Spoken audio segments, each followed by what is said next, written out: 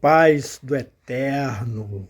Essa semana ela está bem agitada para mim, então eu fiz um compilado de 3 vídeos, se não me engano, falando sobre a blasfêmia do Espírito Santo.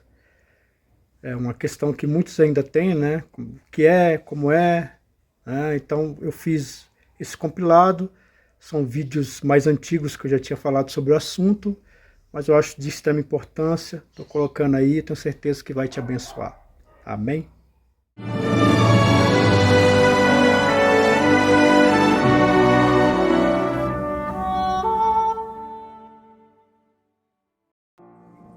Paz para todos, bem-vindo ao canal. Eu sou o pastor André Batista e hoje gostaria de expor um texto aqui maravilhoso que se encontra no livro de Marcos, capítulo 3, e que traz uma resposta a uma pergunta de muitos, né, que é sobre a blasfêmia contra o Espírito Santo, né? E aí, você já blasfemou? A palavra de Deus deixa claro que é o único pecado que não tem perdão. Mas o sangue de Cristo não perdoa todos os pecados? Por que não perdoa esse? Ao lermos, né, entendermos o texto, nós vamos compreender o motivo de não haver mais perdão para esse tipo de pecado e se de fato você um dia cometeu. Então, no versículo 20 do capítulo 3 de Marcos, que esse Evangelho de Marcos ele é eletrizante, né? Tenho falado aqui um pouco sobre algumas histórias e essa aqui também é muito impactante. Então, Marcos capítulo 3, do versículo 20 diz assim: E foram para uma casa e afluiu outra vez uma multidão de tal maneira que nem sequer podia comer pão. Então, nós estamos aqui numa sequência, né, de textos onde fala que Jesus ele fez algo que não era muito comum acontecer naquela época. O que Jesus estava fazendo? Ele estava fazendo grandes e tremendos milagres. No Velho Testamento, quando você vai ler o Velho Testamento, você vai compreender e entender que milagre não era coisa que acontecia com frequência. Sempre houve milagres na trajetória do povo de Israel, segundo a graça e a misericórdia de Deus, se mostrando o Deus Todo-Poderoso, o Deus que age. Mas isso não era tão frequente. Aqui nós estamos vendo uma sequência de dias, de momentos, onde Jesus ele faz milagres por cima de milagres. Nunca se viu nada parecido. Ao ponto de quando as pessoas ficavam sabendo onde Jesus estava, multidões iam lá. Porque estava acontecendo algo na história da humanidade que jamais aconteceu e nunca houve tal acontecimento depois de milagre por cima de milagre. Eu sei que tem igrejas que elas falam, né, que lá está acontecendo milagre toda hora, mas, irmão, é mentira. É mentira. Não está acontecendo esses milagres todos que essas igrejas dizem que está. E aí ele diz que... E aí ele não podia nem comer pão, ou seja, ele não podia fazer as refeições. Então, qualquer momento, qualquer hora que Jesus andasse ou passasse, a multidão ia lá, enchia e não permitia que ele nem sequer comesse. E aí ele continua. E quando os seus ouviram isso, saíram para o prender porque diziam, está fora de si. Então, quando a família de Jesus, está falando dos seus, está falando da família de Jesus. Então, quando a família de Jesus ficou sabendo disso, eles tiveram uma reação. Porque aqui, nessa parte aqui, vai contar 3 reações a respeito de Cristo.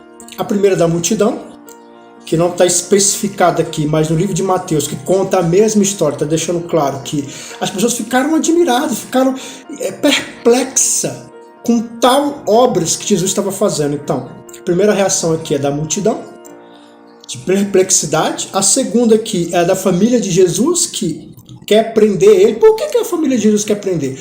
Porque na visão deles, o nível de fanatismo de Jesus estava grande demais, ao ponto de ele não comer, não poder. Você vai lendo os relatos antes, depois os relatos depois, você vê que ele quase não dormia. Uma pessoa não está dormindo, não está comendo, ela está vivendo em prol disso. Ela só pode estar maluca, ela só pode estar com problema mental. Então a família quis prender, e aqui inclusive está Maria, que até aqui, até esse exato momento, eu acho que devia estar com muitas dúvidas a respeito do seu filho. E a Bíblia diz que ele sai para poder prender, porque diz, olha, está fora de si. E os escribas que tinham descido de Jerusalém dizia: tem Beelzebu, e pelo príncipe dos demônios expulsa os demônios. Então, são 3 reações. A primeira da multidão, que ficou perplexa e maravilhada. A segunda dos fariseus, da família de Jesus, que queria prender. E a terceira dos fariseus, que eles estavam dizendo que era por Beelzebu. Até então, aqui na história aqui, a gente não tinha...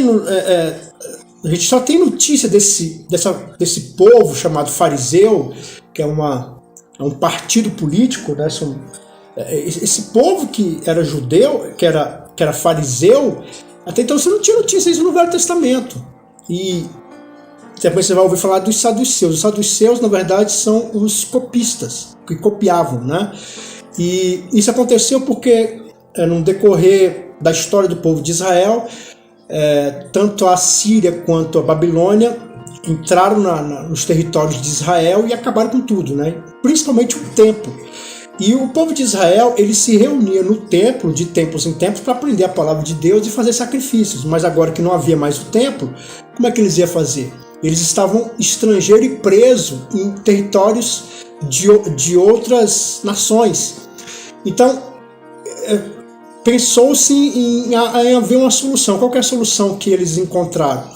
Foi o copista. Ele copiaria os escritos e enviaria para onde eles estivessem presos, e lá eles poderiam ler e poderiam falar sobre a Bíblia. Então, esses copistas, ao copiar, e normalmente quando a gente faz muito uma coisa, a gente fica especialista naquilo, esses copistas passaram a ser uma pessoa de muita importância, porque eles passaram a ter uma grande compreensão e entendimento da palavra de Deus. O primeiro copista a ser mencionado está lá no livro de Esdras, que foi, de fato é Esdras. Esdras foi o primeiro copista, que copiou e mandava a palavra para as pessoas que estavam cativas em outros países. E a palavra de Deus diz que esses copistas, eles supriram essa necessidade, mas houve um silêncio, né, que é chamado período interbíblico, né, do final do livro do Velho Testamento até Mateus, houve-se um longo período de silêncio, onde Deus não falou. Só que apesar de Deus não ter falado, muita coisa aconteceu, como por exemplo a Guerra dos Macabeus.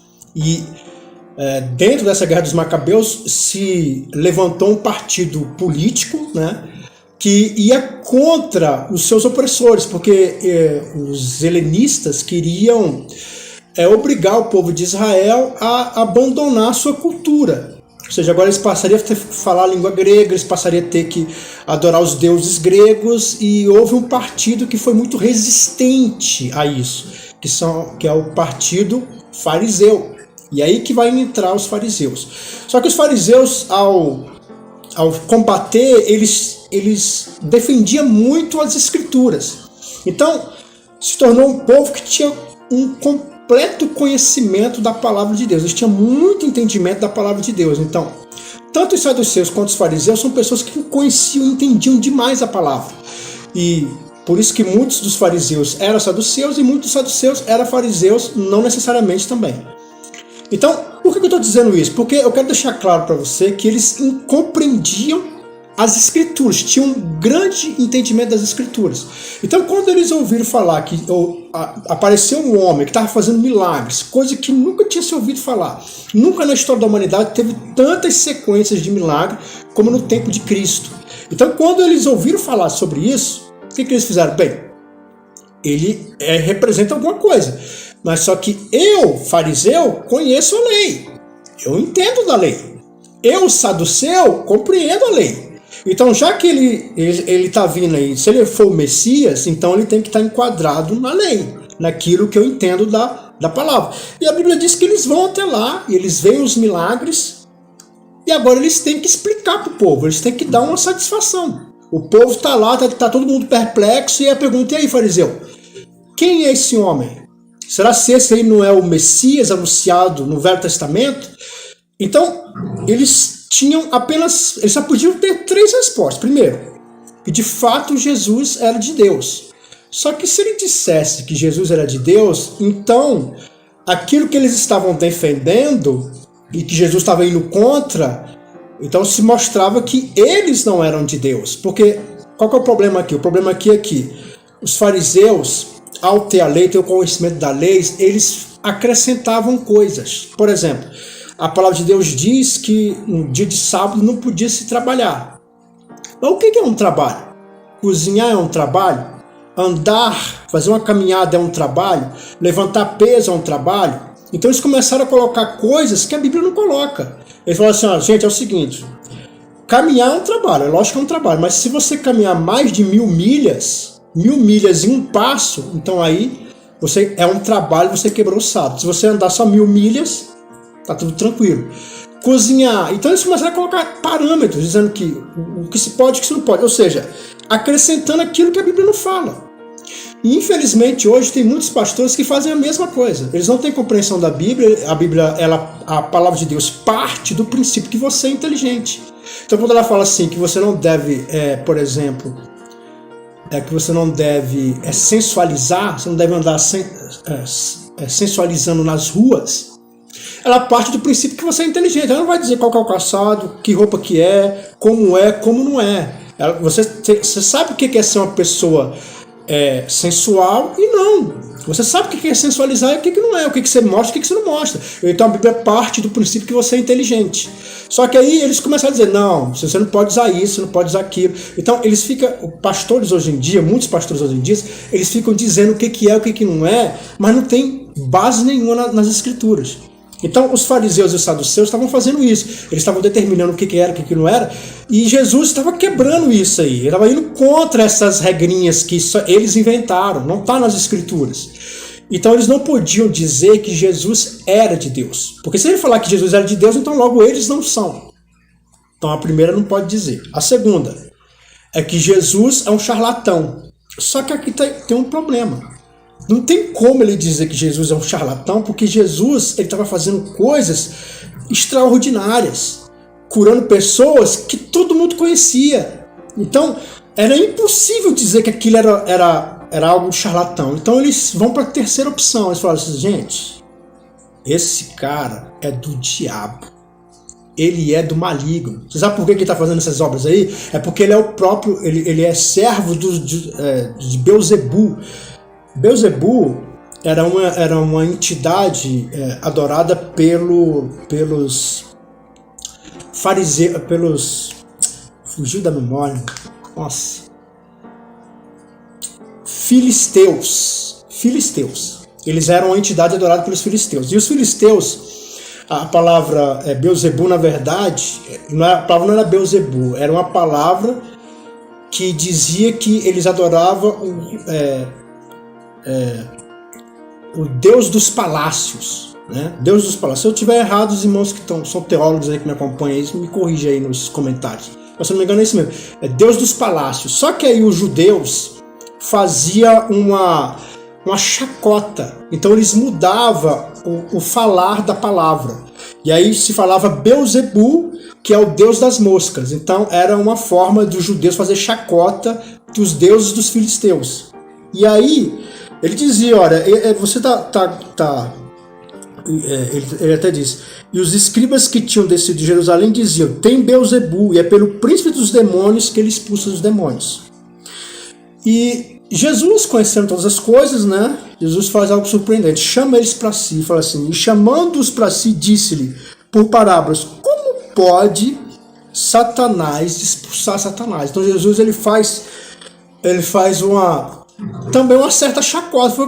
Que explicação mais pobre é essa que você está dando? Então quer dizer que vocês, tentando arrumar uma explicação, vocês dizem que eu estou expulsando o diabo pelo diabo? Né? Será que vocês não estão percebendo o quanto é frágil essa explicação que vocês estão dando? E ele diz, se um reino se dividir contra si mesmo, tal reino não pode subsistir.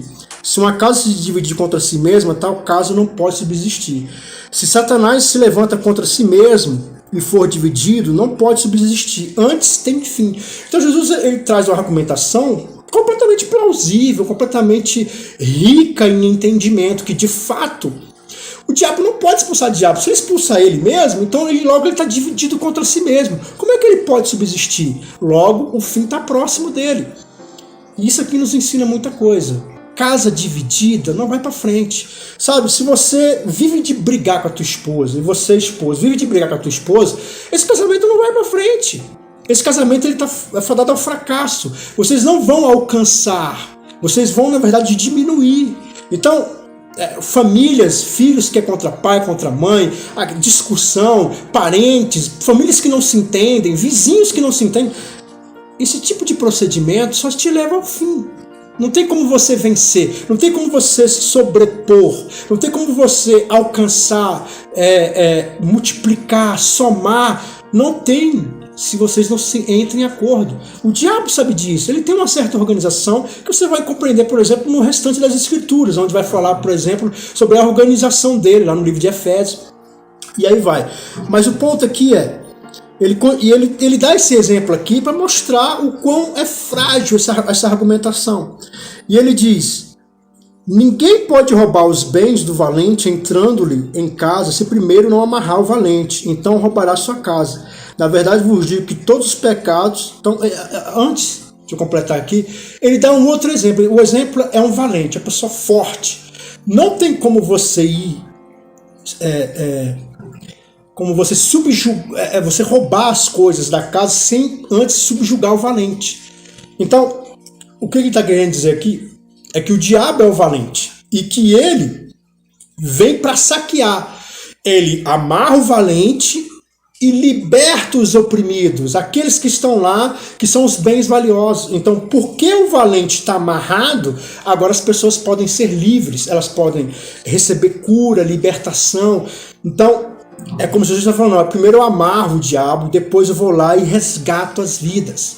Porque não tem como você resgatar sem antes amarrar o valente. E outra coisa muito forte nos ensina aqui nessa passagem, é que se você permite que o diabo ande livremente na sua vida, não tem como você ser resgatado.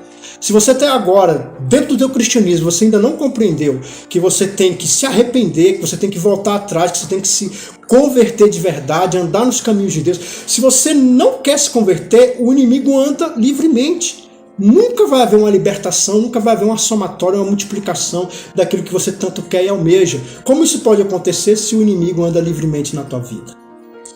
E aí ele diz: na verdade vos digo que todos os pecados serão perdoados aos filhos dos homens, toda sorte de blasfêmia com que blasfemarem. Qualquer, porém, que blasfemar contra o Espírito Santo nunca obterá perdão, mas é culpado de eterno juízo. Então, preste atenção, meu irmão. Primeira coisa aqui, Jesus ele dá uma excelente notícia para mim e para você. Ele diz assim: na verdade vos digo que todos os pecados vai ser perdoado. Então a primeira notícia de Jesus é essa: todos os pecados. Não importa o que você pecou, se você se arrepende, porque o ponto é esse. O ponto aqui é arrependimento. Se você se arrepende, Deus perdoa todos os seus pecados. Você pode ficar livre diante da presença do Altíssimo. Deus ele te liberta se tão somente você se arrepender. Então essa é a primeira e excelente notícia. Deus nos perdoa de todos os pecados. Não importa o que você pecou. Se você de fato se arrepender, e arrependimento consiste em não fazer de novo, se você de fato se arrepende, você está livre. Você vai ser livre. Então, na verdade, eu digo que todos os pecados serão perdoados aos filhos dos homens. De toda sorte de blasfêmia, até as blasfêmias, com que blasfemarem. Então, até as blasfêmias. O que é blasfemar? Blasfemar é falar mal. É isso. A palavra é essa, falar mal. Então, é claro que está se referindo à divindade. Então, até você falar mal da divindade, não tem problema, vai ser perdoado. Porém, contra o Espírito, não. Contra o Espírito, não. E aí a gente fica, mas como é que é isso? E aí ele explica. Porque dizia, tem espírito imundo. Então, Marcos, ele explica o porquê de Jesus ter dito isso. Contra o Espírito Santo, o que o problema aqui? O problema aqui, por isso que eu fiz questão de dizer o quanto que os saduceus e os fariseus compreendiam a palavra. Eles tinham completo entendimento. Então, tendo esse entendimento, eles acusam Jesus de ser usado pelo diabo. Então, eles compreendendo o poder de Deus, a magnitude de Deus, a graça e a misericórdia, vendo com seus próprios olhos, constatando ao invés de dar glória a Deus, ele diz que é espírito maligno. Então, o que é blasfemar? É quando você, sabendo que Jesus está fazendo as coisas pela vontade de Deus, ele faz a obra pelo Espírito Santo, você sabendo disso, por isso que a única só pode cair aqui é só quem conhece a Cristo, né? Os ímpios jamais vão blasfemar, porque para blasfemar você tem que entender. Então, aqui os ímpios já não tem como blasfemar. Só pode blasfemar aqueles que conhecem e entendem as Escrituras. Aí sim, você pode blasfemar. Então, é aqui, esse é o ponto. Então, quando você fala que Jesus está fazendo coisas pelo diabo, sabendo, tendo convicção, entendendo a palavra, tendo todas as provas, mesmo assim você diz que ele está fazendo pelo diabo, aí já era para você, de fato. Não há salvação, não há perdão. A pergunta é por quê? A Bíblia fala que o sangue de Cristo perdoa qualquer pecado. Então por que não perdoa esse? É porque não há arrependimento. Esse é o ponto, como eu estava dizendo antes. O ponto é esse, é porque não há arrependimento. A pessoa, quando ela vai blasfemar, ela pouco se importa. Ela não, sabe, ela não sente. Quando você fala assim, poxa, eu acho que eu blasfemei. Mas se você está preocupado com isso, você não blasfemou. Porque quem blasfema pouco se importa. Os fariseus pouco se importaram, eles continuaram perseguindo até chegar a matar Jesus, eles pouco se importavam. Eles não acreditavam, ponto, acabou. Então, tem certos momentos que, sabe, que se você ultrapassar, já é como se fosse um exemplo de um carro que está indo numa velocidade. O cara está dirigindo o carro, está indo numa velocidade, ele pega e pisa, e ele vai e está indo muito rápido. E aí tem uma curva, não dá mais, não tem como mais fazer a curva, porque você está rápido demais para poder dar tempo de fazer a curva, você tinha que ter ido mais devagar. Agora já era, agora é só enfrentar as consequências. Tem pessoas que elas vão longe demais, elas creem, elas acreditam, mas de repente elas, sabe, eu não acredito mais, e cospe naquilo que aprendeu, e elas foram longe demais. Só que o ponto é que elas não se arrependem, ela não está nem aí. Não incomoda o coração dela, ela está tão cega, o coração está tão endurecido, que elas não conseguem entender, enxergar o caminho que ela está trilhando, que é tão terrível, que pode levar ela para o inferno, mas ela pouco se importa, ela não quer saber, ela continua com o seu coração endurecido, e a partir daquele momento o coração dela vai cada vez mais endurecer, cada vez mais endurecer. A palavra de Deus, ela amolece uns, mas ela endurece outros. Quando ela endurece, é justamente para poder Deus trazer juízo. Inclusive, no próxima palavra que eu vou trazer aqui, eu vou sair um pouco de Marcos, quero falar das parábolas, que também vai continuar falando sobre isso, para você ter uma compreensão maior e entender que tem coisas que você não pode fazer, você não pode ultrapassar certos limites, senão é a Deus mesmo. Mas eu vou falar mais sobre isso ao falar das parábolas no próximo vídeo que a gente tiver, que eu gravar aqui, amém? Mas eu tenho certeza que essa palavra deve ter tocado muito no teu coração, e eu quero que você entenda que você precisa se arrepender, você precisa voltar atrás naquilo que é errado, naquilo que não é correto, para que Deus possa sempre estar te abençoando e para que você possa ter a graça e a misericórdia de Deus. Agora, não pense que você blasfemou. Se você está preocupado com isso, pode ser que você não blasfemou, mas isso não quer dizer que você não tenha que se corrigir. Se corrija. O evangelho é para os que creem. A graça de Deus é para os que se arrependem. Vou fazer uma continuação sobre aquilo que eu falei no vídeo anterior. No vídeo anterior, eu falei sobre a blasfêmia contra o Espírito Santo. Então, o sangue de Cristo perdoa todo pecado. Porém, a blasfêmia contra o Espírito Santo não é perdoada pelo simples fato de que não há arrependimento.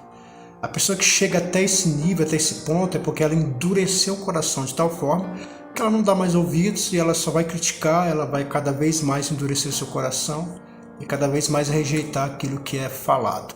Então, por isso que ele é um pecado imperdoável, porque a pessoa não se arrepende. E eu gostaria de fazer uma continuação baseada no livro de Marcos, capítulo 4, que diz assim: E outra vez começou a ensinar junto ao mar, e ajuntou-se ele grande multidão, de sorte que ele entrou e assentou-se no barco sobre o mar, e toda a multidão estava em terra junto ao mar. Então, aqui mais uma vez, onde Jesus ia, uma grande multidão já chegava, e ele sobe no barco como se fosse um palanque para poder se expressar melhor.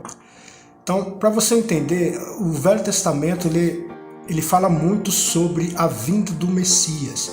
Quando o Messias iria vir, iria restaurar tudo. Iria trazer paz, graça, misericórdia. Tem até uns relatos de um leão iria se deitar com a ovelha e ambos ficariam em paz. Política, economia, tudo ia ser restaurado. Inclusive a própria natureza, porque a Bíblia fala que a natureza geme esperando a redenção do Messias. Porque quando o homem cai, tudo aquilo que está sobre o seu comando cai junto, né? Então, a natureza ela também geme e precisa da restauração.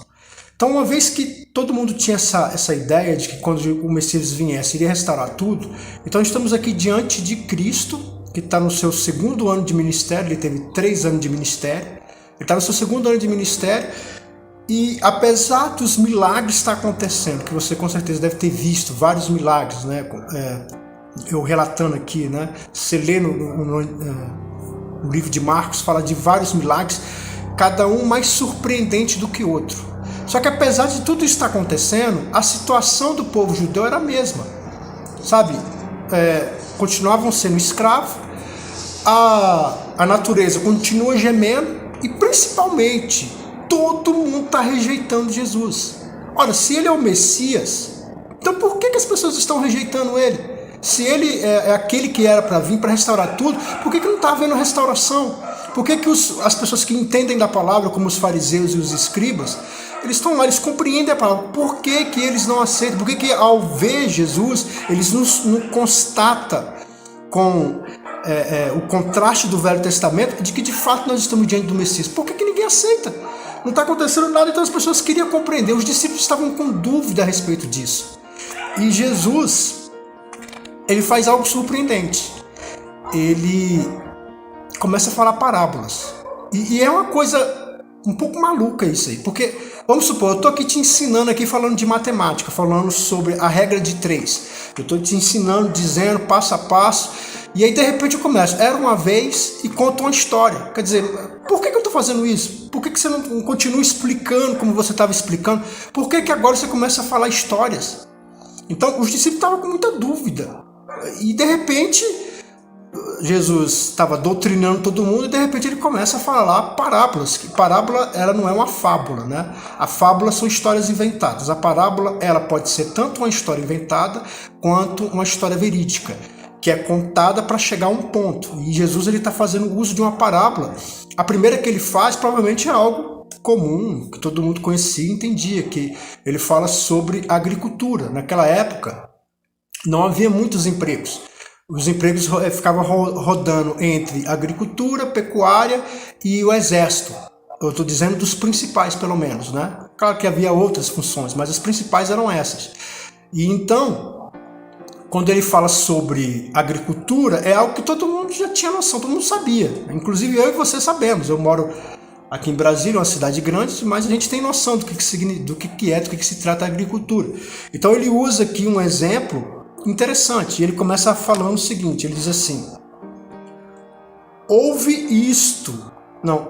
eis que saiu o semeador a semear. Então a primeira coisa que ele fala nessa parábola é que você tem que prestar atenção. Ele quer dizer alguma coisa. Fala, ouve, presta atenção. O que eu vou falar aqui precisa de atenção, preciso que você entenda o que eu vou falar. E ele diz, o semeador saiu a semear.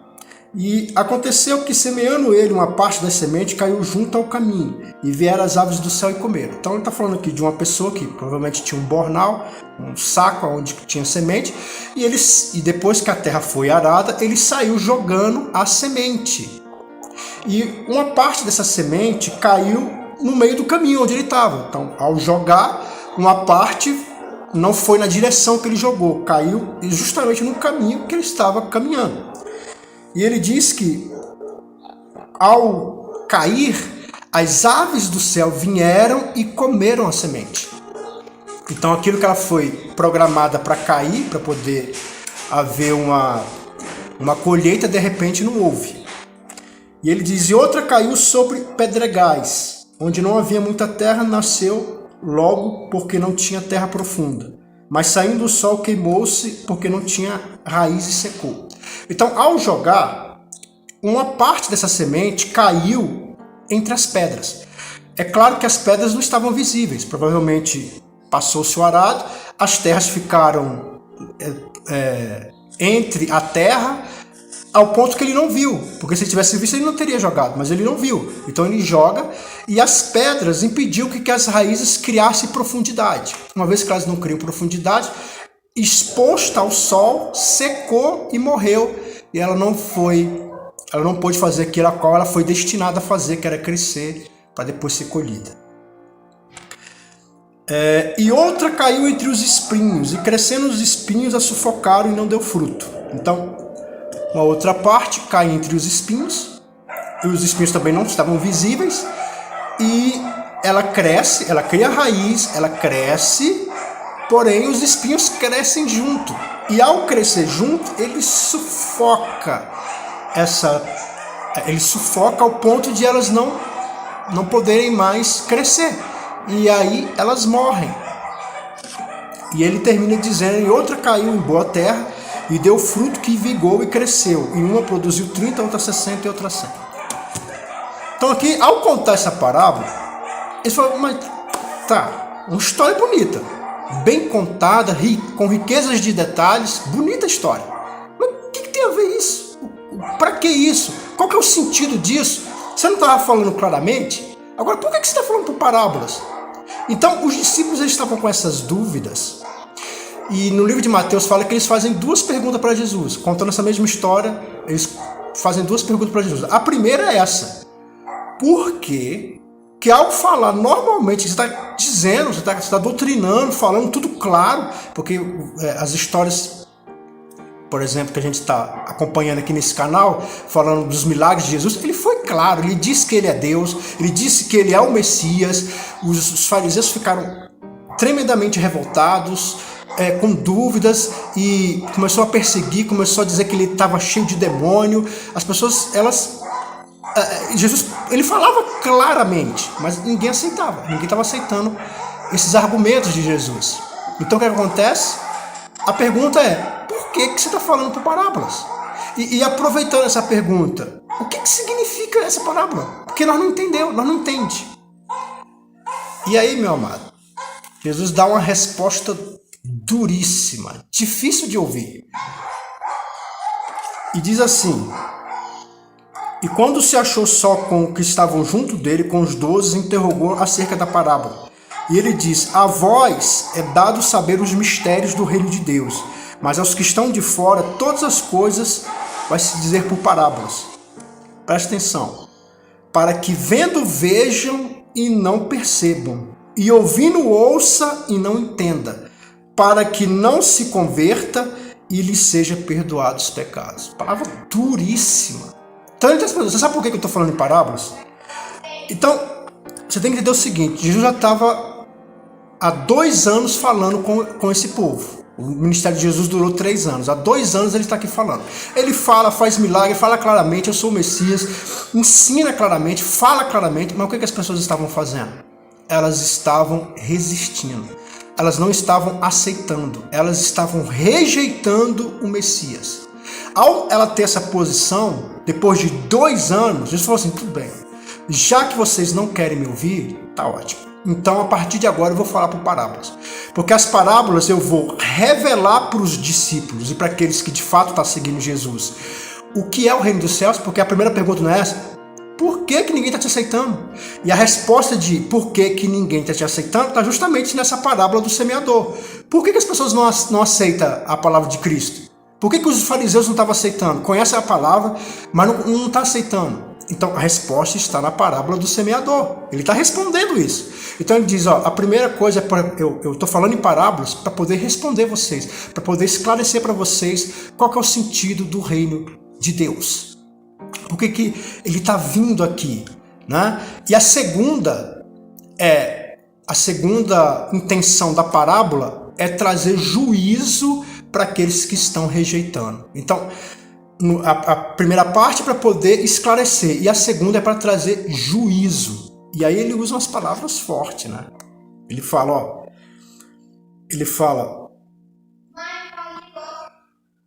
Espera aí. Ele fala: para que vendo veja e não perceba, e ouvindo ouça e não entenda, para que não se converta e ele seja perdoado. Então eu estou falando assim porque eles estão ouvindo, mas eles não estão entendendo. Eu não quero que eles entendam. Por que você não quer que eles entendam? Para que não se converta. Eu não quero que eles se convertam. E lhe seja perdoado os pecados.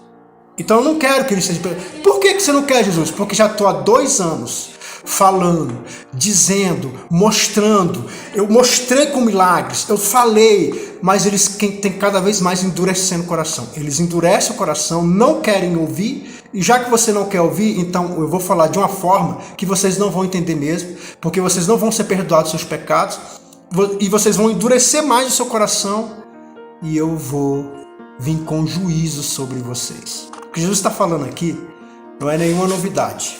Está lá no livro de Isaías, capítulo 6, versículo 8. No livro de Isaías, capítulo 6, versículo 8, o profeta está falando exatamente essas palavras. Jesus está ecoando as palavras de Isaías, que ele diz assim, no versículo 8.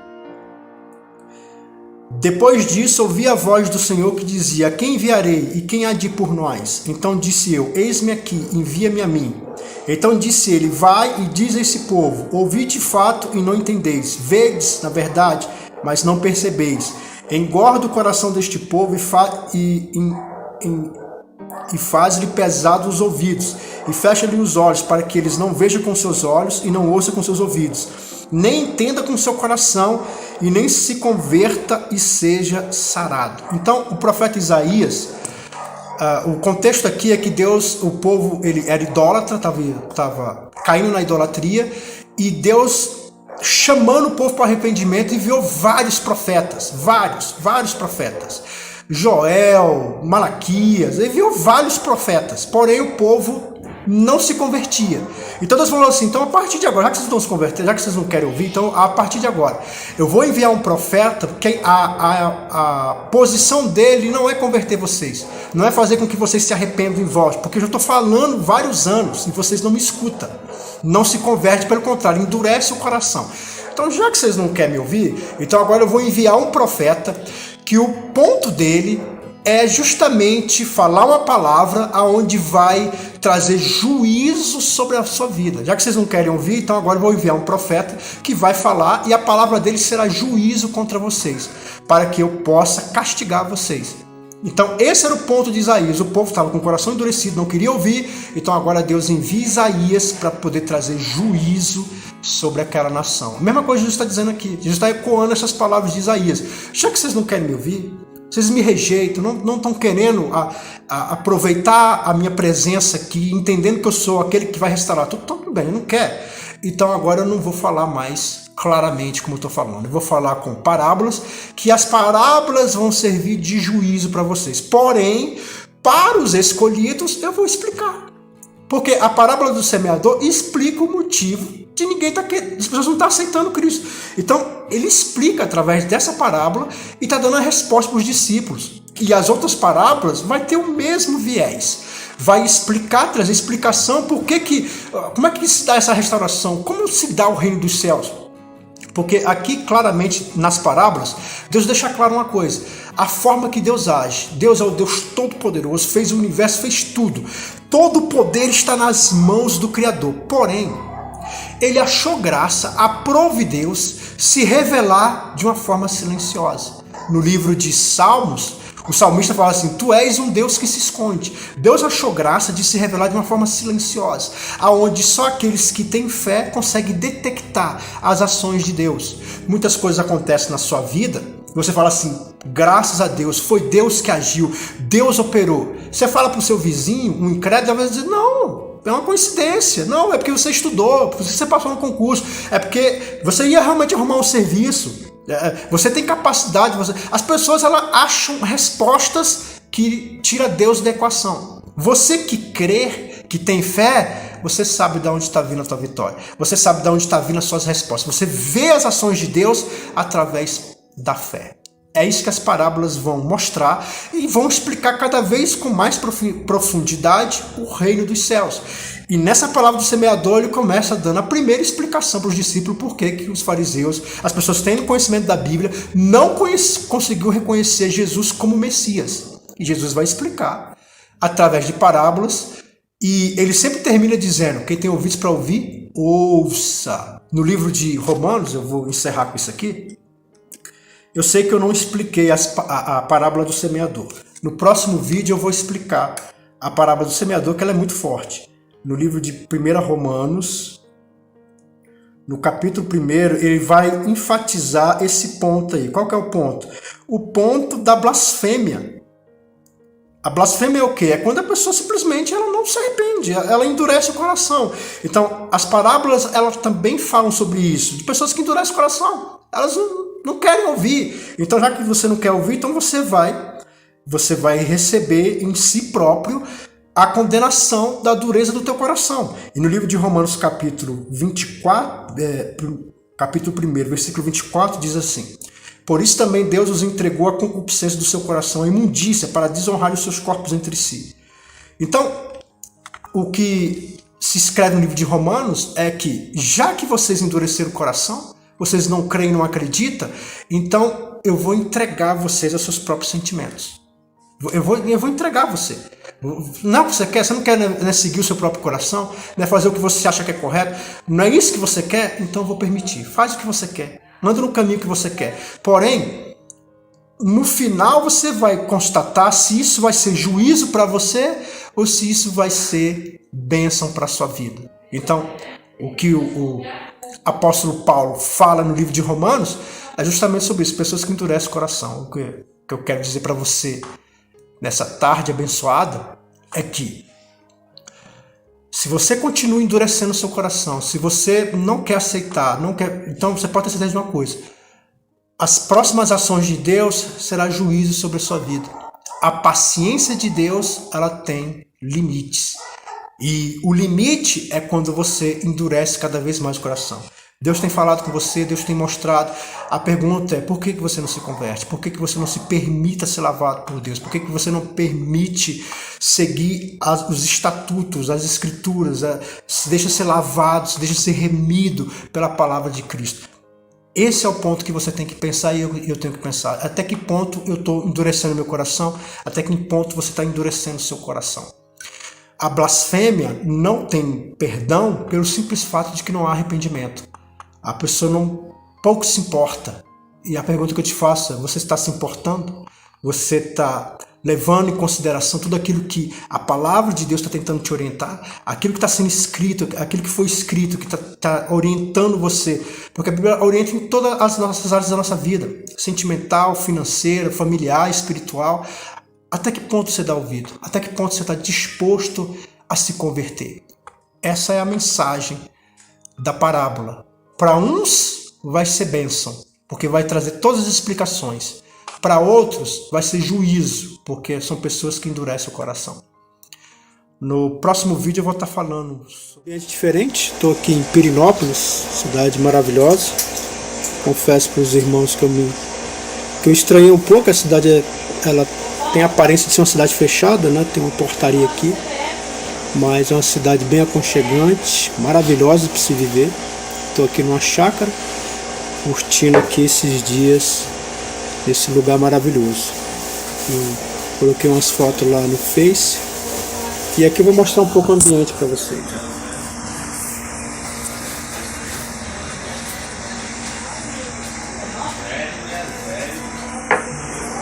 Ambiente bem bacana. E aí aqui eu gostaria de trazer então o complemento daquela passagem, né, que a gente estava tratando sobre a parábola do semeador, que traz uma resposta muito profunda e impressionante para os ouvintes, principalmente para os discípulos, uma vez que Jesus ele explica para os discípulos o que de fato estava acontecendo.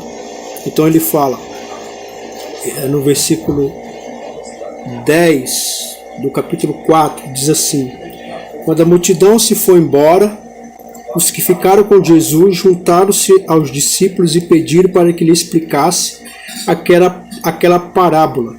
Então, eles não entenderam o que significava a parábola. A parábola falava de um semeador que saía semear. Simplesmente ele pegava o seu bornal, jogava a semente e ela caiu em vários locais. É uma história bem contada, né? Rica em detalhes, mas isso quer dizer o quê?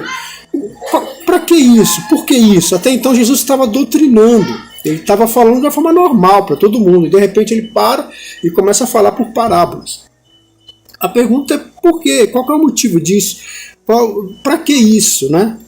E aí ele explica, Jesus está querendo explicar o motivo das pessoas não o aceitarem. Por que as pessoas não estavam aceitando Jesus? Qual é o motivo delas não estarem abraçando? Por que as pessoas que conheciam, por exemplo, as Escrituras no Velho Testamento, não conseguiu linkar, entender que se tratava de Cristo? Por quê? Então Jesus está explicando, ele explica através dessa parábola. E ele começa a dizer: Jesus então esclareceu: a vós é dado conhecer os mistérios do reino de Deus, mas os de fora será tudo ensinado por parábolas. Então, você fala assim, pela parábola eu vou explicar para você. Por que eu estou falando por parábolas? Porque eu quero que vocês compreendam. Mas essas pessoas que estão aqui, que já fazem tempo que estão me ouvindo, e mesmo assim estão me rejeitando, essa mesma parábola vai servir de juízo para elas. Então, para uns é juízo, para outros é explicação. E aí ele diz, Jesus explica a parábola do semeador. Jesus perguntou-lhe: se não compreende essa parábola, como onde compreender as outras? Então Jesus começa questionando, inquirindo, por que eles não estavam compreendendo? Né? Por que você não compreende? Por que é tão difícil você entender quem eu sou? Qual que é a minha missão? Por que vocês não conseguem compreender? Então, Jesus estava repreendendo eles por eles demorarem a entender, demorarem a compreender. E talvez isso também seja um alerta para mim e para você. Quantas vezes a gente endurece o nosso coração e não queremos compreender coisas simples? A parábola é tão simples aqui. E muitas vezes a gente não quer compreender coisas simples.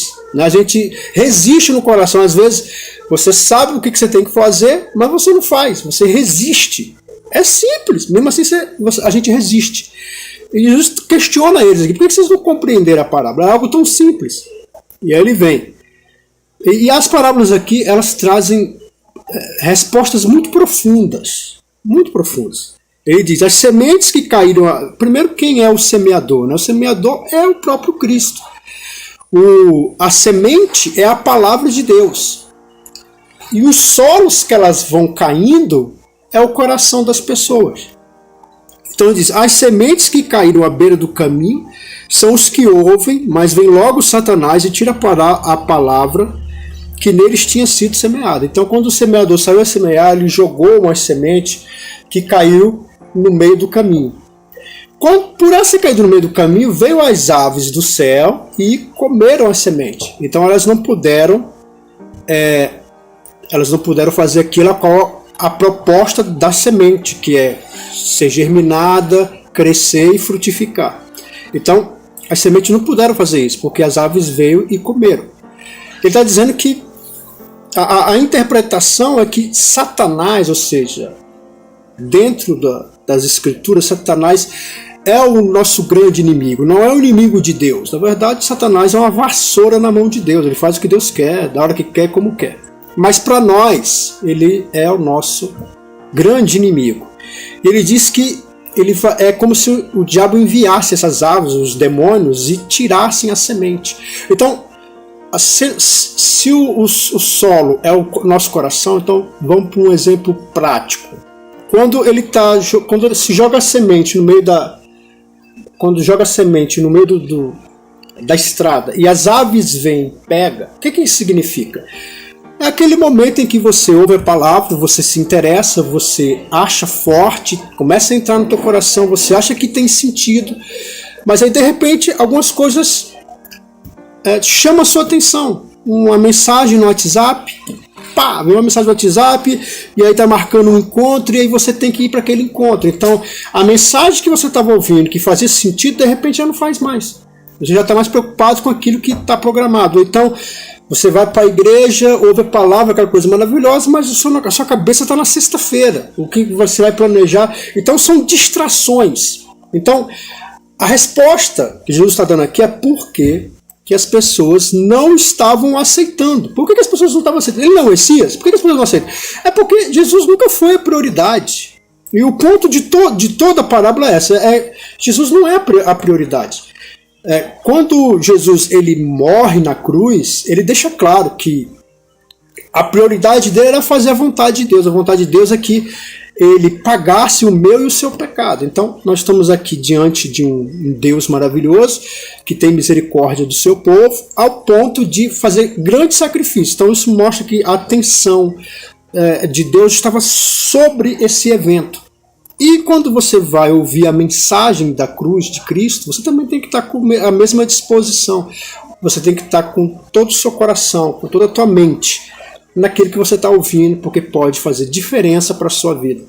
E aqui, simplesmente, houve uma distração, e a gente pode dar vários exemplos aqui, né, de coisas que nos distraem, e que isso rouba a palavra de Deus, que era para ser bênção para a nossa vida, de algo para nos converter, de repente agora já não tem mais esse sentido, porque nós estamos distraídos com as coisas que a gente vê e ouve. E aí ele continua. Outras pessoas são como as sementes que caem no terreno pedregoso. Recebem a palavra com alegria, mas não tem raiz funda. Mas vem a aflição, a perseguição por causa da palavra de Deus e desistem logo. Então, um outro tipo de pessoa que está ouvindo a mensagem que Jesus está falando são aquelas que recebem com muita alegria. Elas ouvem a palavra, elas veem o milagre e falam: meu Deus, Jesus é o Messias, graças a Deus.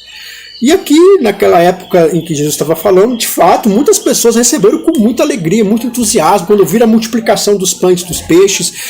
Não há dúvidas, esse é o Messias.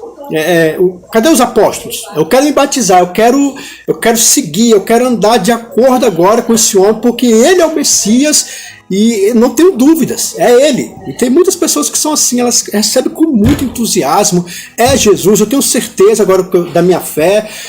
Mas o problema é que elas não têm raiz.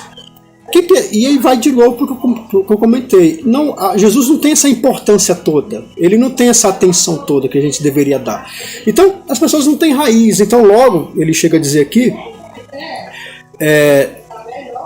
mas vêm as aflições e as perseguições por causa da palavra e desiste logo. Então, é uma coisa aqui, irmão, que não tem como escapar, né? Perseguição e aflição. Essa com certeza é a trajetória de todo crente, seja ele riquíssimo ou seja ele paupérrimo, né? Sempre vai haver perseguição e sempre vai haver aflição, né? O cristianismo ele tem essa proposta. Por que o cristianismo tem essa proposta? Porque Jesus ele foi perseguido e passou por aflições, e desde então todos que entram nas fileiras do cristianismo vai passar por essas duas coisas, aflições e perseguições. Uns níveis maior, outros níveis menor, mas não tem como você escapar disso. E a proposta de Cristo é um novo céu, uma nova terra, um novo momento, e as pessoas não conseguem fazer esse casamento. Como pode um Deus tão misericordioso, tão poderoso, que me ama, que de repente agora eu tenho que passar por aflições, eu tenho que passar por perseguição. E quando isso acontece, isso mina a fé, sabe? Isso começa a cobrar um preço alto. Tem uma passagem no livro de João que Jesus fala assim que o meu corpo é verdadeira comida e o meu sangue é verdadeira bebida. É claro que Jesus estava falando disso de uma forma espiritual. Porém, os ouvintes estavam levando literalmente. Eles falaram: mas como que eu posso comer o teu corpo e beber do teu sangue? Jesus falou: se você não fizer isso, você não tem parte comigo. E eles falaram assim: duro é esse discurso. Muito duro esse discurso. O que eles fazem? Deus fala que muitos parou de seguir Jesus.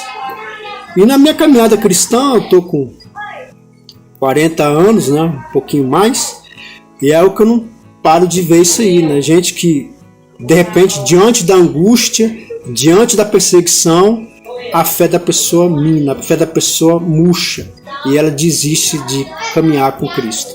Acontece com muitas pessoas, aconteceu na época de Cristo e vai continuar acontecendo enquanto a proposta do Evangelho for oferecida a todos. As pessoas elas não conseguem lidar bem com a perseguição e com a angústia, que é certo no cristianismo. Se você está andando, hoje aqui mesmo como eu falei, em Pirinópolis, cidade maravilhosa, um momento de descanso, mas no decorrer da minha trajetória eu tenho que lidar com perseguição e eu tenho que lidar com as angústias da vida. Não são poucos. Você que também é cristão, você sabe do que eu estou falando, né? Nós passamos por muitas angústias. Damos graças a Deus que Ele acha graça, né, de nos proporcionar momentos de desligamento, de descanso, como agora, por exemplo, eu estou aqui nesse ambiente tão maravilhoso, tão aconchegante. E ele continua. Outros são como a semente que caiu em terreno cheio de espinho. Essas ouvem a palavra, mas quando aparecem as preocupações... Espera aí que cortei aqui.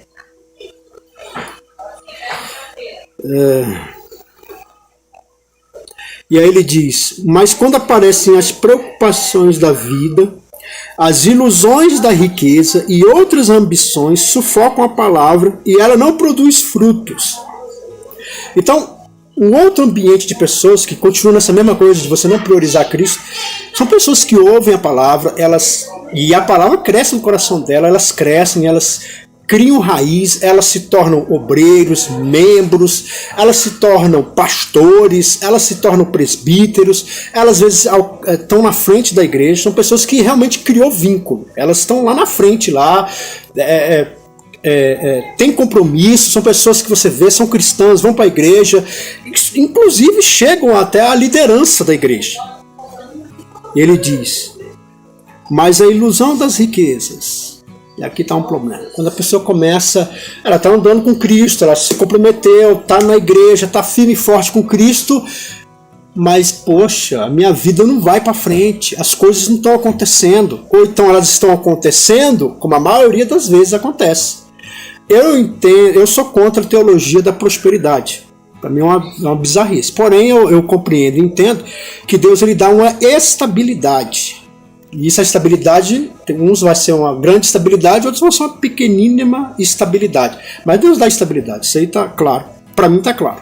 Quando, por exemplo, Davi fala, né, eis que fui moço, agora sou velho, nunca vi um justo desamparado ser, nem sua descendência mendigar o pão. Quando ele fala que não viu desamparado, ele não está se referindo que não teve um momento que ele não foi desamparado, não é isso. Ele está falando que do decorrer da vida dessa pessoa, ela, no final das contas, ela nunca foi desamparada.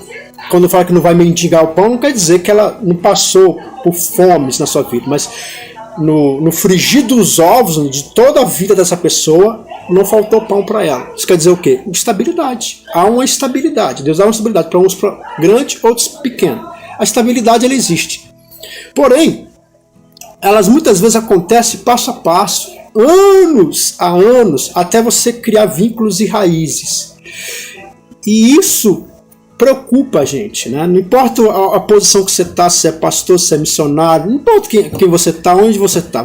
A gente sempre vai se preocupar com as pessoas que a gente ama. E as pessoas que a gente ama são pessoas que dependem da gente. E é necessário que você se estabeleça para que elas também tenham uma certa segurança. E aqui fala que quando você começa a se iludir com as riquezas, achar que a riqueza é a resposta de tudo. Eu estou aqui servindo a Deus, eu amo Deus, Deus é uma maravilha, mas o carro é a resposta, a casa é a resposta. Eu preciso de dinheiro, o dinheiro me traz resposta. Quando você pensa nisso, quando você age dessa maneira, pensando dessa forma, aí você acaba se iludindo e aí você topa tudo. Né? Igual aquele programa, né, do SBT, topa tudo por dinheiro. Programa Silvio Santos, é você topa tudo por dinheiro. Fere seus valores, fere as suas convicções, o cristianismo fica segundo plano, tudo porque eu preciso ter, eu preciso ser, eu preciso fazer, eu preciso mostrar. E ele diz, a ilusão das riquezas e outras ambições sufocam a palavra e ela não produz fruto. Então você vê que tem uma passagem que Jesus ele chama os discípulos, chama as pessoas que estavam seguindo, e ele fala assim: aquele que ama o seu pai ou sua mãe mais do que a mim, não é digno de mim. Aquele que não carregar sua cruz, não é digno de mim. Então ele fala umas palavras muito fortes, deixando bem claro, fala assim: ou eu sou o primeiro, ou eu não sou nada para você. Não existe essa de eu estar em segundo plano. Ou eu sou tudo, ou eu não sou nada.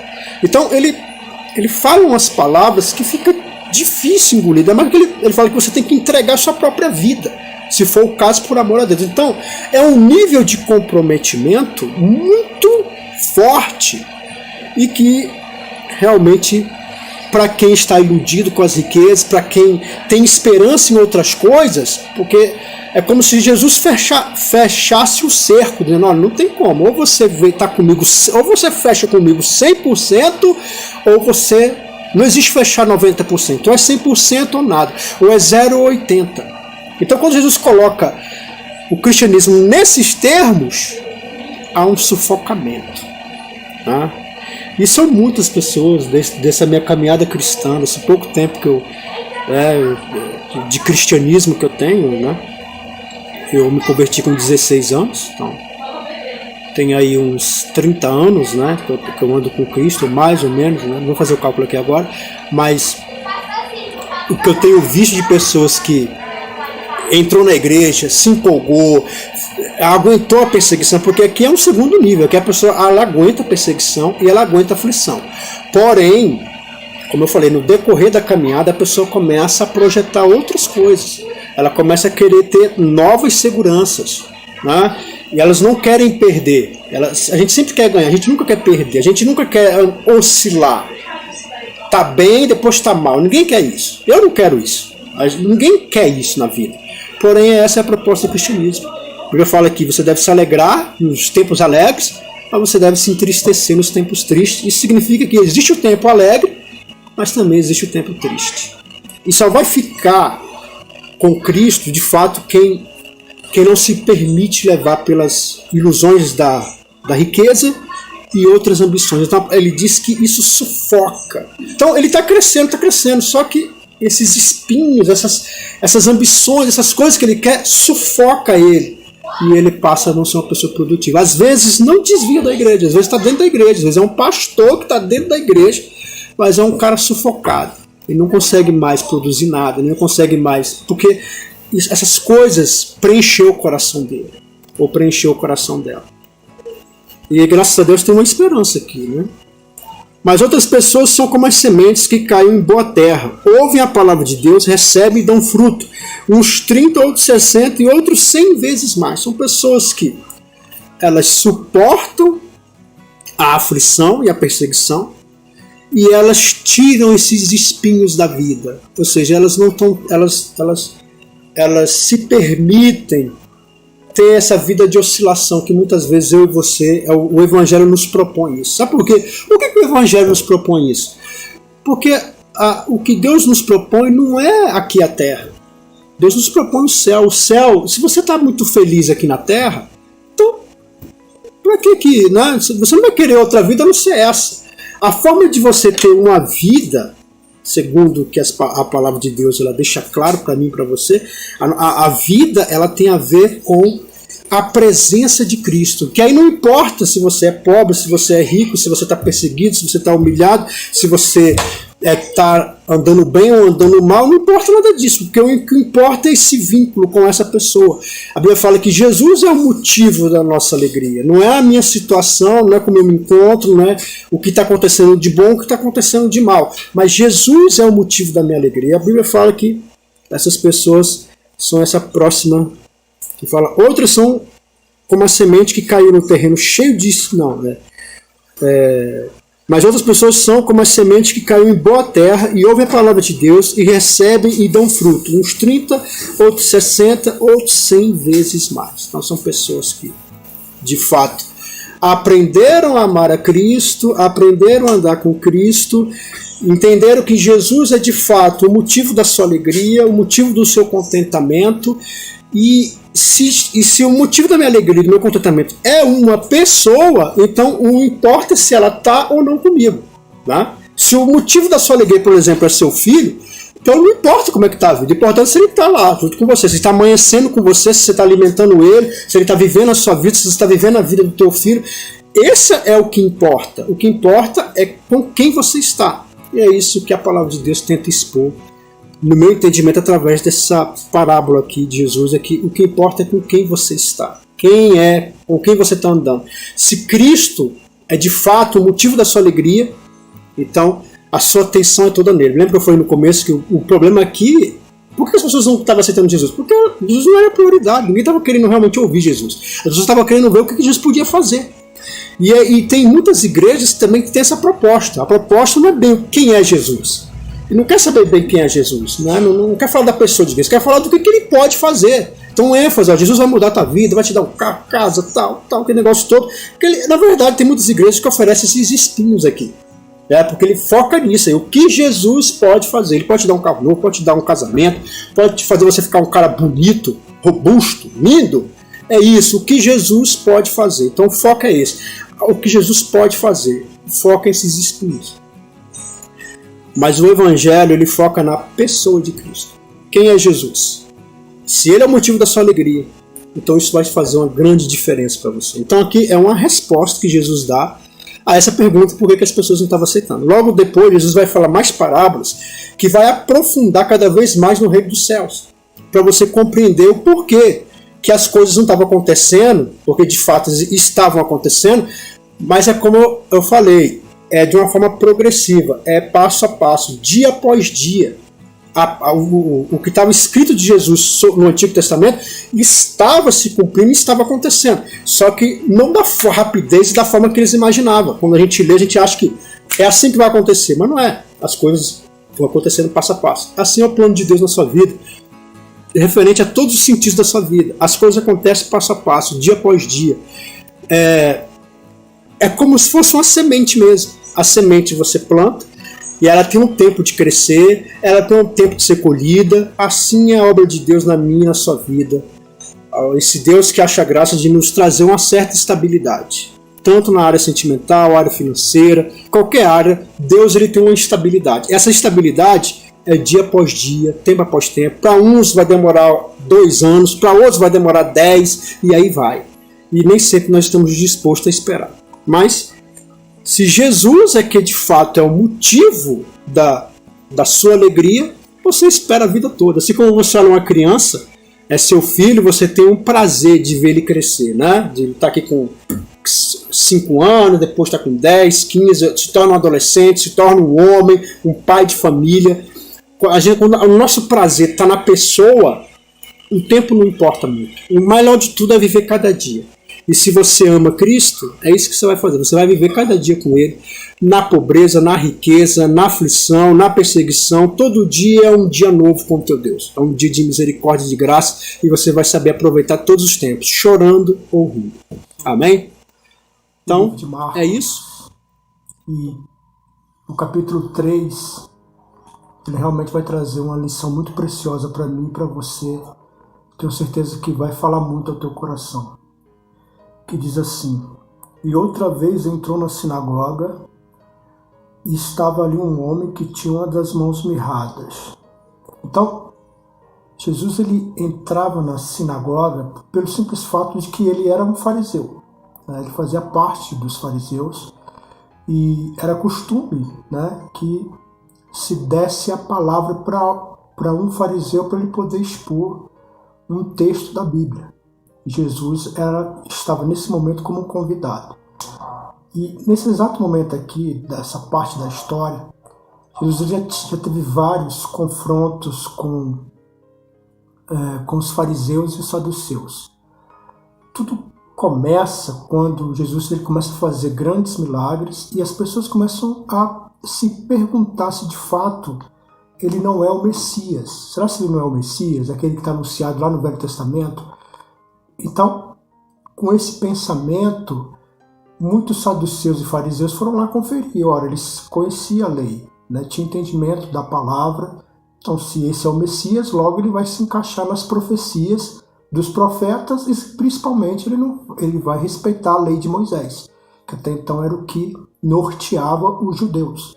Os judeus eles eram conhecidos por quatro coisas. Primeiro, a circuncisão, né, que era praticada a partir dos 8 dias de vida de uma criança, né, que é cortar um pedaço da pele, né, o chamado prepúcio. E a segunda coisa que fazia com que eles eram identificados, né, como judeus era guardar o sábado. Terceiro, o regime, né, a dieta judaica, né, que eles poderiam comer certo tipo de animais, outros tipos de animais eles não podiam comer. Eles não podiam, por exemplo, comer carne sufocada, né? Então, e a quarta, que é as festas, né? Havia 3 grandes festas que eles guardavam, que era a festa do tabernáculo, a festa das semanas, que é mais conhecida como a festa do Pentecoste, e a Páscoa, né? Essas são as principais. Depois veio o Yom Kippur, né? Que é o dia do perdão, e com o passar dos anos entraram outras festas, mas essas eram as principais a qual eles guardavam. Então, se Jesus de fato era o Messias, ele estava enquadrado em tudo isso, fora a lei, né, que era apresentada. Então, onde Jesus ia, os fariseus eles iam para constatar. Houve um problema. Qual foi o problema? Na primeira vez em que os fariseus acompanham Cristo, e foi o momento em que Jesus cura um paralítico, né? Ele estava descendo do teto, né? 4 pessoas estavam ajudando, e Jesus ele fala uma palavra que os fariseus e os saduceus tiveram um nojo disso, que é quando Jesus fala que os seus pecados são perdoados. Então aqui começa toda a briga, porque quando você, a palavra de Deus deixa claro no Velho Testamento de que só Deus perdoa o pecado. Então quando Jesus ele diz que está perdoando o pecado, ele está se colocando no lugar de Deus. E aqui é o problema. Os fariseus passaram a abominar. A Bíblia fala no Velho Testamento também, quando você usava o nome de Deus em vão, né? Que no caso, na visão deles, se enquadra aqui, você poderia ser apedrejado até a morte. E Jesus não foi. Então, desde então, eles começaram a perseguir Jesus. E desde então, houve vários episódios. Por exemplo, o último, né? Que é uns versículos antes aqui, que é quando Jesus, os fariseus acusam os discípulos de Jesus de quebrar o sábado. Ao eles estando com fome, eles pegaram as espigas com a mão, comeram, e eles foram acusados de quebrar a lei do sábado. E aqui estavam eles aqui de novo, pronto para perseguir Jesus. Estavam observando se curaria no sábado para o acusar. Então, o ponto é, porque entre aquele povo que estava lá, né, a audiência de Jesus, né, que estava lá para ouvir, né, o fariseu falar, simplesmente tinha pessoas doentes ali. E um que se destacava é um que tinha uma mão mirrada, ou seja, uma mão atrofiada. E disse ao homem que tinha a mão mirrada: levanta-te e vem para o meio. Então, eles estavam esperando para ver se Jesus iria curar, para então eles poderem acusar Jesus. E Jesus, sabendo o que passava-se no coração deles, chama o rapaz para vir ficar na frente. As sinagogas, elas eram meio parecido com as nossas igrejas hoje, né? Hoje os pastores, normalmente, quando eles vão trazer a palavra, eles ficam em pé, né, e falam para o público. Naquela época, e na sinagoga, elas tinham um formato de um, né? Você vê que nas igrejas hoje tem as cadeiras e tem o púlpito, né, que separa, e aí o preletor fala, expõe a mensagem e todo mundo ouve. Na sinagoga era uma espécie de um invertido, onde ficava todas as cadeiras e no centro ficava o rabino, ou no caso o fariseu, que nesse exato momento era Jesus, e ele expunha a mensagem, e normalmente ele fazia isso sentado, né? Ele não fazia isso em pé. E ele chama o rapaz da mão atrofiada e pede para ele ficar no meio. E aí Jesus faz uma pergunta. A pergunta que ele faz é lícito no sábado fazer bem ou fazer mal? Salvar a vida ou matar? E eles calaram-se. Então, os fariseus, eles estavam com essa pergunta no coração, se Jesus iria curar uma pessoa no sábado. Jesus, ele chama o homem da mão errada, coloca no meio e faz a pergunta para os ouvintes. E pergunta, é lícito no sábado fazer bem ou fazer mal? É claro que é lícito fazer o bem. É óbvio que a gente tem que fazer o bem, né? É uma resposta, é uma pergunta que Jesus fez, é que todo mundo sabia a resposta. É óbvio, né? E ele continua, salvar vida ou matar? Então, a pergunta que Jesus faz. No livro de Mateus, contando essa mesma história, Mateus acrescenta uma segunda pergunta, que é, quando você tem uma ovelha e ela cai no poço, porque é sábado você não vai tirar? É óbvio que quando uma ovelha cai no poço sendo no sábado, a pessoa não vai esperar no domingo para tirar a ovelha. Ele vai tirar naquela mesma hora. Então, a pergunta que Jesus está fazendo é, se você tem um coração mau, que é o que ele vai expor em outros momentos, né? Que nós temos o coração mau, mas mesmo assim sabemos fazer coisas boas, por que ele não poderia fazer um bem àquele homem que estava com a mão atrofiada? E a resposta que as pessoas deram foi ficar calada. As pessoas se calaram. Por que elas se calaram? Por causa da dureza do coração. As pessoas sabiam que o argumento de Cristo era um argumento muito convincente. Ele estava falando uma coisa muito, muito coerente, né? Tem que fazer o bem. Se você vai matar, se o animal cai no poço e você vai lá e sofre, por que você não faria o bem a um homem que está sofrendo com a mão atrofiada? A pergunta que Jesus faz é uma pergunta que por si só tem a resposta, que é óbvia, mas como eles estavam com o coração endurecido, eles não falaram nada. E aí Jesus tem uma reação.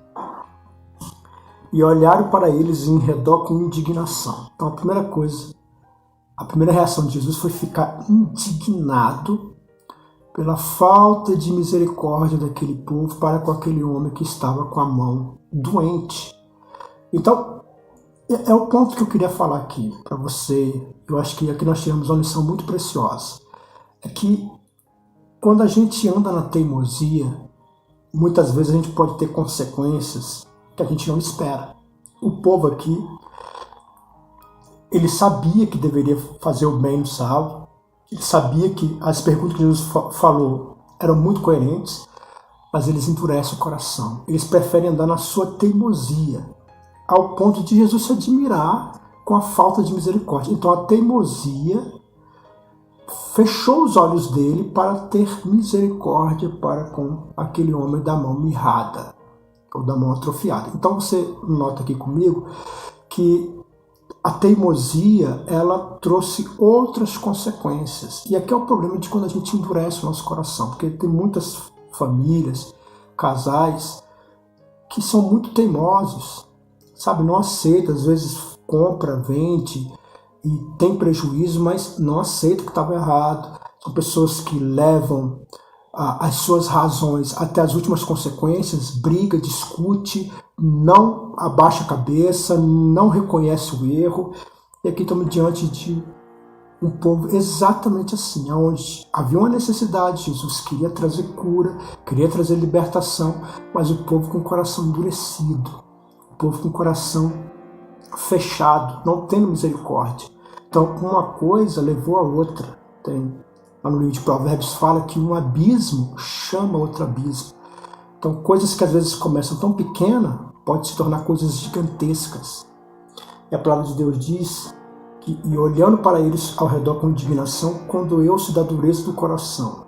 Então, Jesus, ele ficou indignado, com raiva, mas ao mesmo tempo ficou entristecido, porque aqui é a raiva santa. A Bíblia fala que a gente pode se irar, mas não pode colocar o sol debaixo da nossa areia. Você não pode tomar atitudes baseadas na sua revolta e na sua raiva.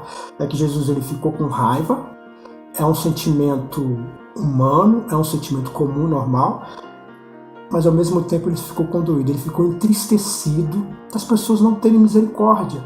As pessoas estão com o coração tão endurecido, serem tão teimosas, que elas não dão o braço a torcer. E aí Jesus faz algo tremendo. Jesus disse ao homem, estende as mãos. Então ele foi lá e estendeu as mãos. E foi-lhe restituída a sua mão, sã como a outra. Então, de repente, a mão dele deixou de ser atrofiada e passou a ser uma mão normal e comum como a outra.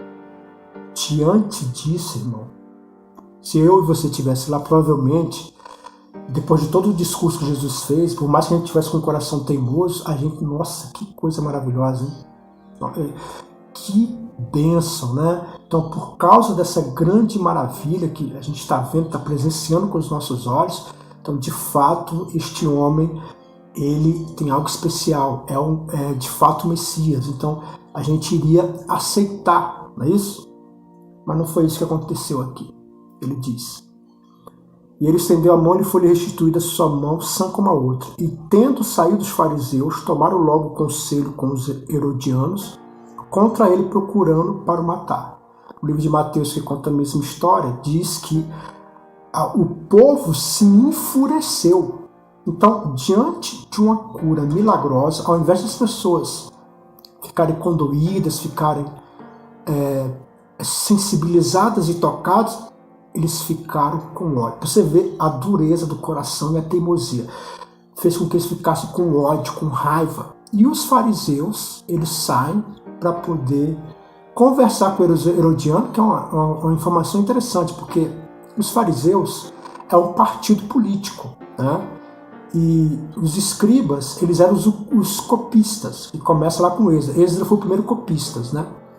E num tempo de silêncio, né, que a Bíblia fala, que nós entendemos na história, né, que é um tempo de silêncio, houve a guerra dos Macabeus, e através dos Macabeus é que vieram os fariseus. A palavra fariseu quer dizer separados. Então são pessoas que elas tinham uma posição política e elas não se misturavam. Essa posição política dos fariseus era reforçada com os escritos da Bíblia, onde eles entendiam muito, compreendiam muito. Então eles não aceitavam que os helenistas, que eram os que dominavam ele, porque os helenistas queriam que eles mudassem a maneira de falar, mudassem a maneira de adorar, que eles tivessem agora a língua grega, que eles adorassem os deuses gregos. Então, daí que surgiu os macabeus, que nós não aceitamos. Nós temos a nossa própria cultura, nós temos a nossa identidade, como eu falei no começo, as festas, a circuncisão. Então, os helenistas queriam acabar com tudo isso. E eles não aceitavam de jeito nenhum. Eles falaram, não aceita. E aí daí surgiu o partido dos fariseus. Quando os fariseus eles não dão conta de lutar contra os helenistas, o que eles fazem? Eles chamam o povo romano. E o povo romano vem auxiliar eles para ir contra os helenistas. E o que acontece? Os romanos passam a dominar o povo de Israel. Então eles mudaram de algoz, né? Primeiro eram os helenistas, agora são os romanos. E diante do crescimento, né, da cultura do povo, o povo romano ele já permitia que os judeus continuassem tendo a sua forma de adorar, eles não se importava desde que não interferisse no Estado. E o que acontece? Houve um partido entre os judeus que apoiava os romanos, então, que eram pequenos, e eles eram chamados de herodianos, porque eles apoiavam a Roma sendo o império deles. E tanto os fariseus quanto esses herodianos, eles não se bicavam, de forma alguma. Mas eles estavam com o coração tão endurecido, eles eram tão teimosos e obstinados nas suas questões, que eles se unem aos herodianos para planejar contra Jesus. Então, você vê que há um conchavo, algo que está acontecendo, que Jesus não está, que no caso as pessoas não estão sabendo, né? Que é essa união entre os fariseus e herodianos para matar Jesus. Então você vê que ponto que chegou. Uma coisa que é o coração obstinado, que é a teimosia, o coração endurecido, até aonde que chegou isso? Até onde foi? Até o planejamento da morte de Jesus Cristo. E aqui nos ensina algo forte. Para de ficar teimando, irmão. Sabe? Para de andar em teimosia, para de endurecer o coração, para de ser tão duro com a tua família, duro com a tua esposa dura com o marido, essa dureza de coração com os filhos. Isso, às vezes, vai desencadear algo que está fora do teu controle. Vai terminar em algo que você jamais esperaria. Então, aqui você vê que eles endurecem o coração, eles são obstinados e o fim disso é o planejamento da morte de Cristo. E Jesus, por sua vez, se condoía e ficava admirado da incredulidade, da dureza e dessa forma de agir aonde não tem uma reflexão, um raciocínio, se poderia tomar outro caminho, mas não. A dureza do coração, essa forma dura de ver a vida, de tratar o outro, leva a esse fim, que isso vai ficar mais evidente. O ápice disso aqui vai ser quando Jesus pega o chicote e chicoteia os vendedores que estavam em frente ao templo. Vamos falar sobre isso nos próximos vídeos. Então, o que eu quero deixar para você aqui, nessa tarde de domingo abençoada, é que aprenda a ter misericórdia, aprenda a ser mais flexível. Estou te mostrando aqui é que muitas vezes a dureza do coração, a inflexibilidade, ao você não dar o braço a torcer, isso às vezes desencadeia em coisas que você jamais imagina. Pessoas que não têm misericórdia, elas nos impressionam e nos deixam em estado de defesa. Você vê que aquela história do Henri Borel, uma das coisas que machuca a nossa alma, quando, por exemplo, a gente ouviu a história de que um menino sai do quarto para poder abraçar, e quando ele vai abraçar o médico, né, o Jairinho, ele coloca a criança dentro do quarto e começa a espancar a criança. Quer dizer, uma coisa animalesca. A criança, o que a criança fez? Nada. É simplesmente a maldade do coração. Mas tudo isso tem um início. Nada disso acontece do nada, por acaso. Ninguém nasce completamente mal. Quer dizer, ninguém expõe a sua maldade dessa forma. Simplesmente as coisas elas vão sendo alimentadas, elas vão crescendo cada dia que passa. Elas vão ganhando corpo, elas vão ganhando formato. E eu quero dizer para você, em nome de Jesus, que você vença essa obstinação do teu coração. Seja mais flexível com a tua esposa. Esposa, seja mais flexível com o seu marido. Não deixe essas coisas dominar você, porque elas podem ter um fim, elas podem encaminhar para algo que você jamais espera. Amém?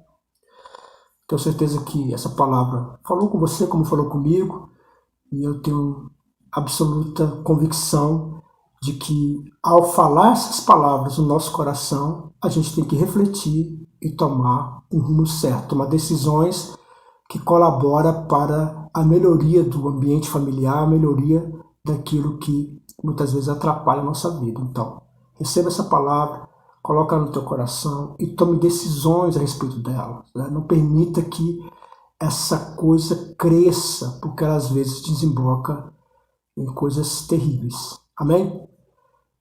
Fica na paz e na graça.